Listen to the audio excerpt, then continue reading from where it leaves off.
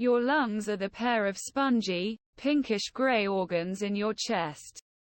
When you inhale, breathe in, air enters your lungs, and oxygen from that air moves to your blood. At the same time, carbon dioxide, a waste gas, moves from your blood to the lungs and is exhaled, breathed out.